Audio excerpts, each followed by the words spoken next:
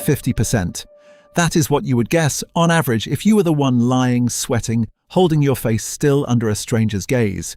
You would guess that stranger caught you roughly half the time. The actual number, measured, recorded, replicated, sits closer to 25 to 30%, barely above what a coin flip would give a person guessing blind. You do not just overestimate how visible you are, you nearly double it. Sit with that gap for a moment, because it does not close just because you now know it exists. In 1990, a line of research began taking shape under psychologists Thomas Gilovich, Kenneth Savitsky, and Victoria Medvec, though the fullest experiments would come a few years later. The question driving them was deceptively simple. When a person feels something intensely, anxiety, disgust, the tension of telling a lie, and tries to suppress it, how well can that person predict whether the suppression is working? The researchers assumed reasonably that people would be decent judges of their own leakage. After all, who has more information about your internal state than you do? You feel the anxiety directly. You feel the disgust firsthand. Surely that proximity to your own experience would make you a reliable narrator of how much of it escapes onto your face. The hypothesis was calibration. The expectation was that self-perception and outside perception would roughly align, give or take. What they found instead would become one of the most quietly devastating discoveries in social psychology, and it would eventually be given a name that sounds almost too tidy for how deep the wound actually goes: the illusion of transparency. The experiments themselves were almost uncomfortably simple to construct. In one version, subjects were given drinks deliberately engineered to taste foul, vinegar-based concoctions, unpleasant enough to trigger a genuine disgust reaction, and instructed to keep their expressions neutral while a panel of observers watched their faces. Afterward, the subjects were asked to estimate how many of the observers had correctly identified that they found the drink disgusting. In another version, subjects were asked to tell lies, sometimes about their opinions, sometimes about facts, while being watched by people whose task was to detect deception. After each trial, the liars rated how obvious they believed their deception had been. Then the observers gave their actual guesses. And then the two numbers were compared. In trial after trial, the subject's self-estimated transparency ran far ahead of the observer's actual detection accuracy, often close to double, sometimes higher. The disgust could not be tasted by anyone but the person drinking.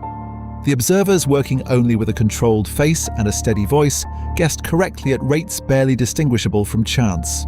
But that was not the strangest part of the finding. The strangest part was how consistent the gap remained, no matter how the researchers varied the task. Later iterations of this research pushed the design even further, and the results only sharpened the original point.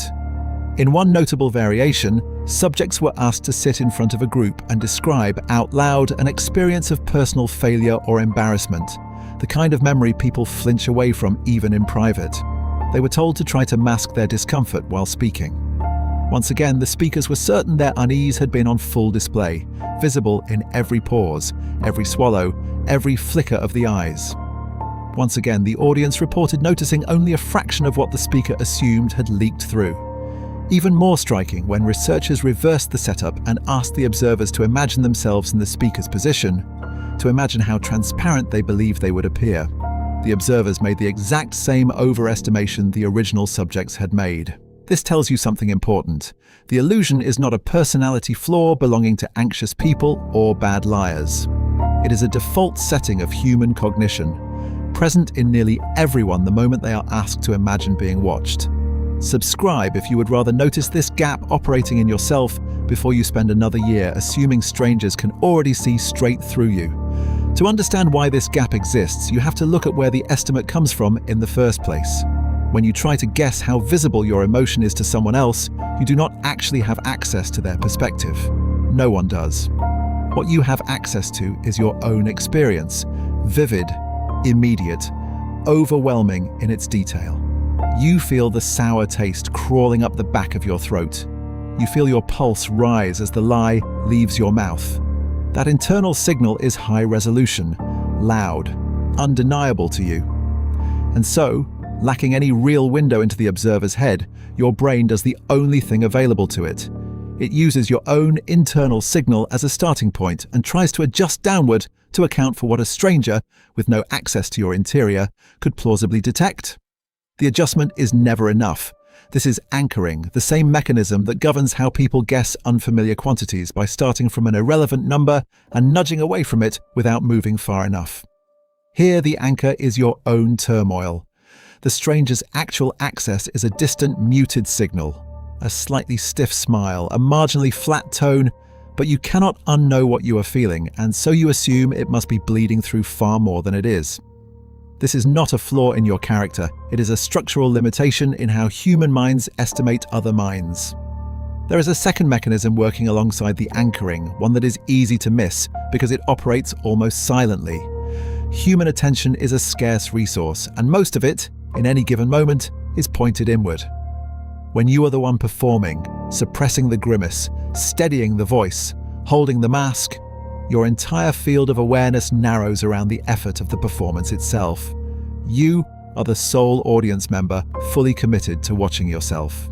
The stranger across from you is not nearly so committed. They are managing their own internal monologue, their own minor anxieties, their own itch to check the time or wonder what to say next. Their attention is divided, distracted, partial, while yours is total. You are comparing a searchlight aimed directly at your own face against a flashlight glancing briefly and inattentively across it. Of course, the searchlight seems brighter. It is the only one either of you is actually holding. Once you see this pattern, it becomes difficult to stop noticing where it operates. Picture the moment before you step up to speak in front of a room. Your hands are trembling faintly, your throat feels tight, your mind is certain that every person in that audience can see the fear radiating off you like heat. In reality, most of them notice nothing beyond a person standing at a podium, adjusting their notes. Picture the job interview where you walk out convinced your nervous laugh and the pause before your last answer disqualified you completely, while the interviewer, reviewing their notes later, writes the word composed. Picture the family gathering where you are holding grief or anger just beneath the surface, certain that your mother, your sibling, your oldest friend can read it on your face the instant you walk through the door, when in fact they are absorbed in their own internal weather, noticing far less than you assume.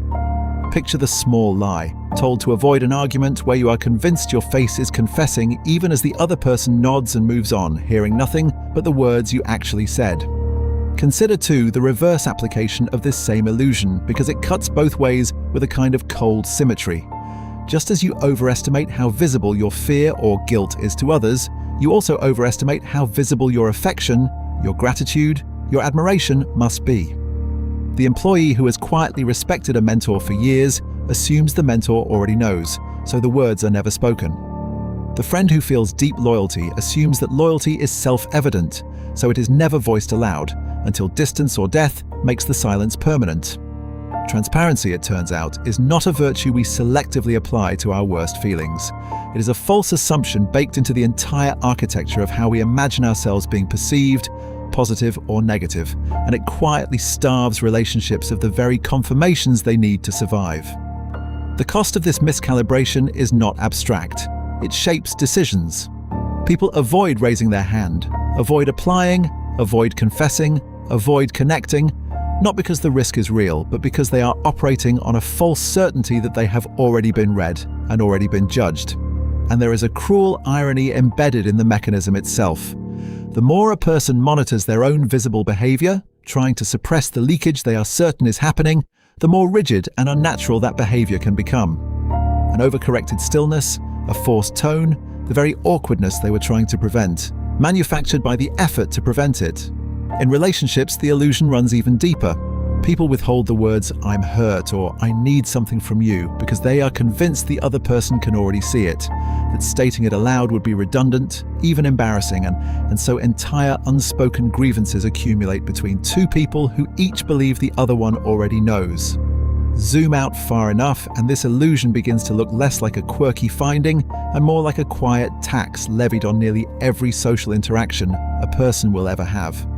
Juries misread defendants who appear too calm or too rattled. Negotiators misjudge how much of their desperation has leaked across the table. Entire courtships stall because one party is certain their interest is obvious, and the other, receiving no clear signal, walks away assuming indifference. Multiply this by every guarded conversation, every professional mask, every family dinner where something important goes unsaid because it feels already understood. and you begin to see the outline of a species chronically convinced it is more legible than it actually is, and chronically lonelier for believing it. None of this resolves neatly because the illusion does not switch off simply because it has been named. Right now, hearing this, something in you may have shifted slightly. A small tightening in the chest, a subtle change in your breathing, a flicker of recognition crossing your face. And some part of you is already assuming that if a camera were pointed at you in this exact moment, it would capture that shift clearly, that anyone watching would see exactly what just moved through you. It would not. It almost certainly would not.